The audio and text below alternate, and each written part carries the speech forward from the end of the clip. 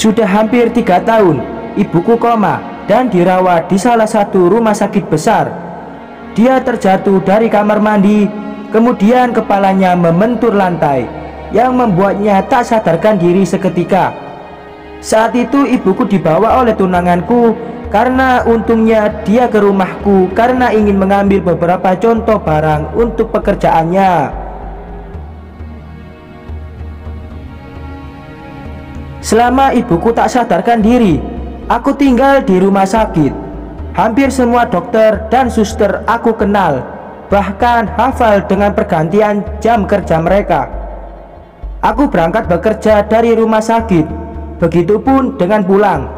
Tidak ada waktu buatku untuk menghabiskan waktu bersama teman-teman dan juga tunanganku.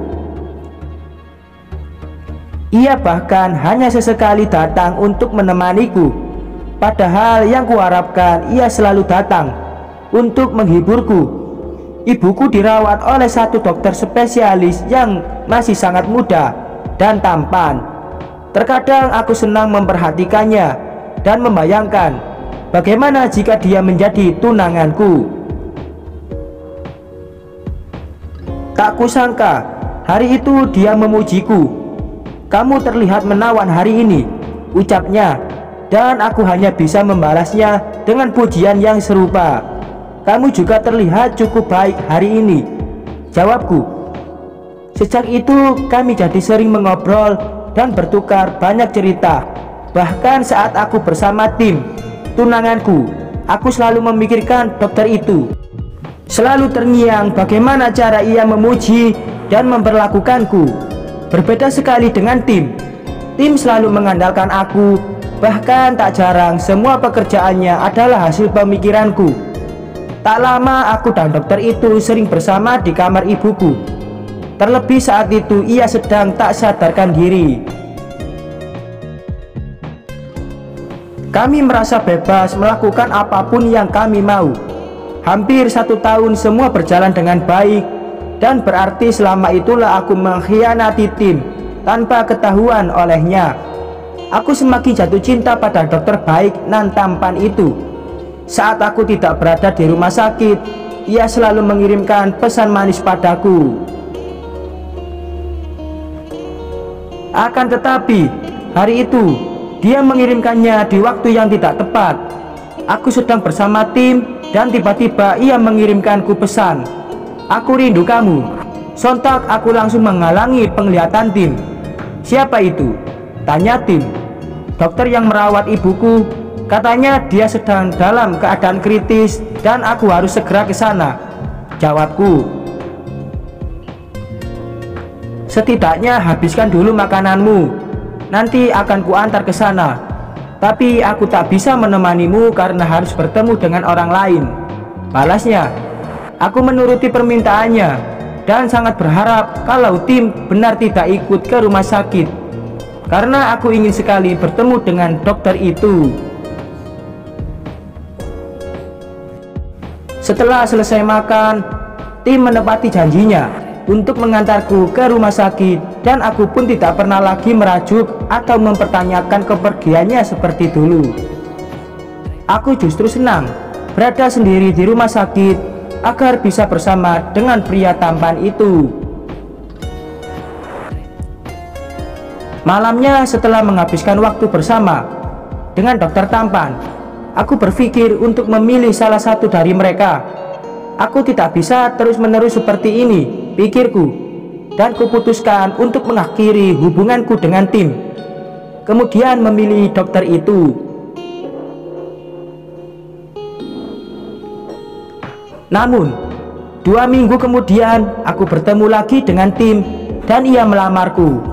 Aku tidak bisa lepas darinya, ucapku dalam hati, dan secepat mungkin menyetujui lamarannya. Aku berniat untuk mengakhiri hubunganku dengan dokter itu dan mengaku kalau selama ini aku sudah memiliki tunangan. Namun tiba-tiba tim datang dan menemui ibuku di saat aku berusaha mencari dokter itu. Ketika aku kembali, wajah tim memerah dan ibuku sudah terbangun dari koma. Aku sangat senang melihatnya.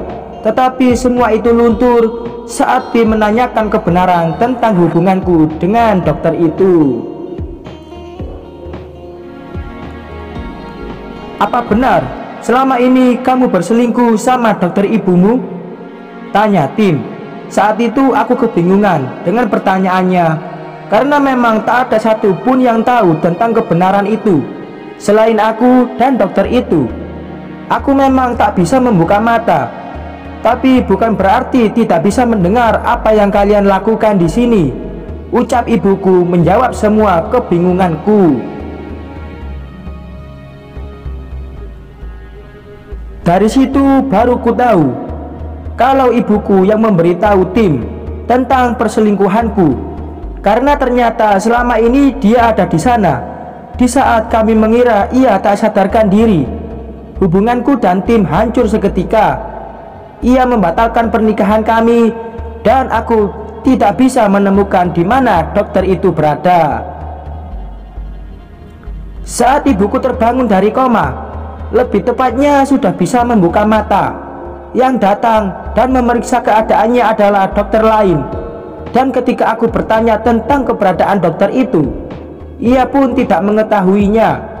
"Kamu menghancurkan hidupku," ucapku pada ibu saat dokter sudah pergi meninggalkan ruangan. "Dan kamu sangat keterlaluan menggunakan keadaanku untuk berselingkuh dengan pria lain," jawabnya. Aku terdiam ketika ibuku mengatakan hal itu, karena apa yang dikatakannya memang benar. Beberapa minggu kemudian, akhirnya ibuku diperbolehkan pulang. Sejak ibuku membuka mata, aku tak pernah lagi melihat wajah tampan dokter itu. Sampai akhirnya ibuku kembali ke rumah. Entah apa yang kupikirkan saat itu untuk menjalin hubungan dengan pria yang sama sekali tidak aku kenal. Dan sekarang aku harus kehilangan keduanya karena Tim sudah tidak mau melihatku.